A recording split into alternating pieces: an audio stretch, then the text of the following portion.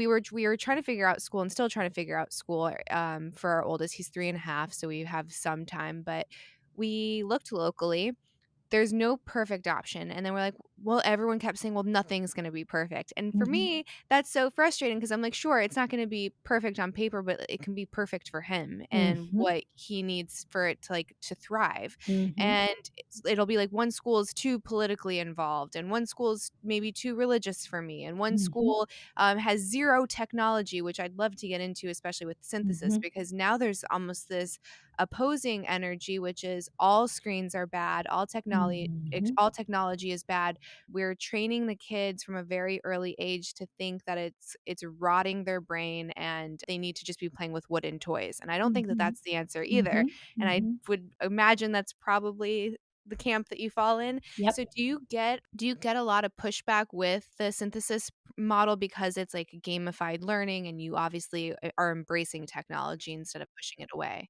Yeah, so the first thing I want to say is like I think you're totally right. I mean, I agree with what you said. I don't think that there's one perfect approach. When people ask me like, "Oh, like what's that? What do you stand for? Like what is that? Is it innovation? Is it Montessori? Is it Reggio Emilia? Is it democratic schools? Is it like what is it?" I'm like, "Well, it's a little bit of everything." Right? Mhm. And it depends. I don't think that there's this one perfect thing. I think that you can find what works really well for your child, and that can change. You need to keep assessing and keep evaluating and keep reflecting, because in a few years it may not be the best environment for that kid and you may have to switch. The beauty of this whole thing is that I don't think that a lot of parents are scared. They understand that the traditional school system is not working, and they agree with a lot of the things that we're talking about, but they're like, I don't want to risk it. And that's fair. I don't judge that fear, because you're like, well, what if I mess it up? Well, they're not. I mean, if, and again, let me make a small parenthesis, because the school system, the traditional school system, does work for a number of kids, right? But it's like a very small number of kids. I often talk about, like, my husband. He was perfect for the traditional school system. He fit in perfectly. That's his learning style. Like that's how that's how he thrives. And so if that's your case, then wonderful. If your kid is happy and they're thriving and they come back from school and they're like, Mom, I learned about this and I learned about that, and you see that spark in their eyes and they don't lose that, then don't mess with that. Like, they're happy, they're learning, right? But if that's not the case, which happens to be for most of the kids, right, then you have to find alternatives. And so, going back to what I was saying, I don't think that there's a perfect approach. I've embraced a lot of innovation and technology because I think that that's sort of where we're heading, and it's tied to this whole idea of screens. And like you said, a lot of people have put like the big X, but here's the thing: screens are here to stay, and actually they're only going to become a bigger part of our lives, and there's nothing we can do to stop that, right? Like that's just where we're heading. So given that that's the reality, then we have to embrace screens, and we need to figure out what's the best way to guide our kids, because kids need a lot of guidance in order to navigate this world, right? Mhm. And we need to be their allies. We cannot make screens the enemy or technology the enemy, because then remember that they're going to end up using it anyway.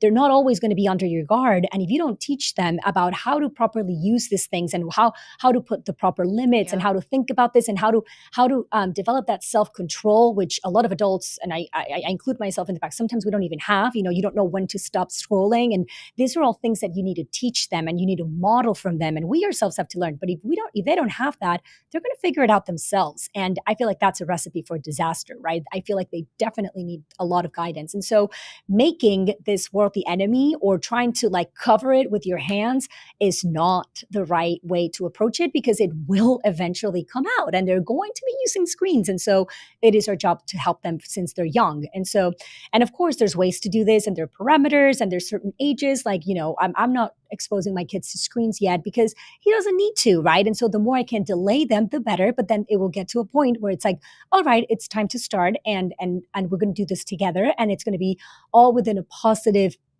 attitude, right? So that he can come to me for help, and I can help him with this. And so you need to take an interest in this for them, etc. And we can talk about that in a bit. But so when it comes, again, I think that there's things that I love from democratic schools. There are things that I love from the Montessori approach. There are things that I love from all these innovative approaches. But then there are also things that I don't necessarily agree with. So for example, in the democratic schools, sometimes I feel like they push it too much on one side, where they give all the autonomy and responsibility to the kids 100%, and there's no space for the adult, kind of. And I think that that's when you start to go wrong. And these are not all democratic schools, right? But some just take it too much to the extreme, like Sudbury schools, which I love a lot of the things that they're doing. But then I think that there is a place for an adult, and for a guide and for a mentor. I don't Right. think that a 4-year-old knows what they want to do in life, or so things like that. Or for example, in with innovation and with technology and all this, I don't think it should be 100%. Like, some people are like, online learning, like, it sucks. How did you see what happened in the pandemic? Like, kids in front of screens all the time. First of all, that's not real online learning. That what happened during the pandemic is you just grabbed. We were all trying to figure out what was going on. So teachers and schools just grabbed what they were doing in the classroom and they put it online. And so obviously, if it wasn't working in the classroom, like, a kid's not going to pay attention online for hours if he wasn't paying attention already in person around other friends and Right. stuff. So again, people, I'm not judging, because schools and teachers were trying the best they could given the circumstances, but that's not real online learning. Real online learning is when you design something from the ground up with a digital audience in mind. You would never design something that requires kids to sit down for 8 hours in front of a screen. Like, that defeats the purpose. That's not online learning.